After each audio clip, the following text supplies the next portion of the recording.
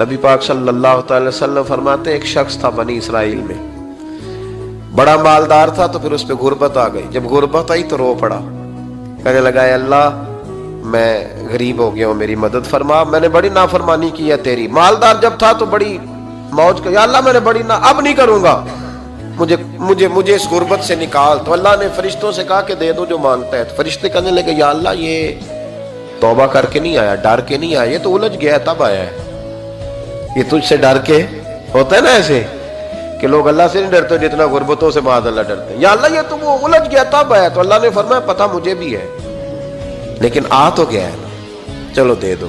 تو کہا یا اللہ اگر دے دیا تو دوبارہ نہیں آئے گا۔ فرمایا اس کا بھی مجھے پتا ہے، تم دے دو۔ اسے دے دیا۔ جب دولت مل گئی نا تو کہنے لگا اوہو وہ تو میں نے اس طریقہ سے ہی استعمال کیا اس لیے کامیاب ہو گیا۔ پھر کچھ وقت گزرا تو پھر الجھ گیا، پھر قرضے چڑھ گئے، پھر سارے علاج کر، کہنے لگا یا اللہ اب نہیں کرتا، اب معاف کر دے۔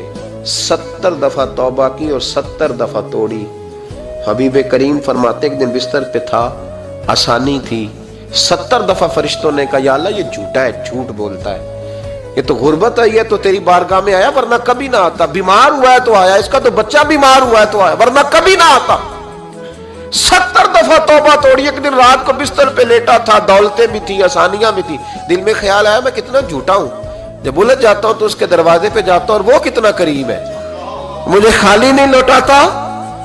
تڑپ اٹھا، آنسو نکل گئے، اٹھ کے مصلے پہ کھڑا ہوا تو رب کریم نے فرشتوں سے فرمایا کھول کے دیکھو دروازے، آج یہ غربت کی وجہ سے نہیں آیا، آج میرا بن کے آیا ہے۔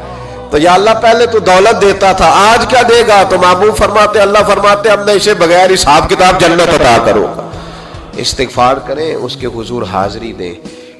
جس طرح سارا کچھ چھوڑ چھاڑ کے لوگ کہتے ہیں کہ ایک مہینہ میں نے کسی سیاحتی مقام پہ رہنا ہے، میں نے اب کسی ٹھنڈے علاقے میں چلے جانا ہے، برف باری دیکھنی ہے، سیر کرنی ہے، 10 دن کی چھٹیاں وہاں گزارنی ہے، چلو 7 چھٹیاں وہاں گزار لو، 3 دن اپنے اللہ کے ساتھ گزارو، روزے رکھو، دن کو رات کو قرآن شریف پڑھو، تلاوت، کچھ وقت دو اللہ کے ساتھ حضور پر درود و سلام بھیجنے کے لیے، نبی پاک کی نعت کے لیے، اذکار کے لیے، بزرگوں کے لیے، پھر دیکھنا اللہ روح کو کتنا سکون دیتا ہے۔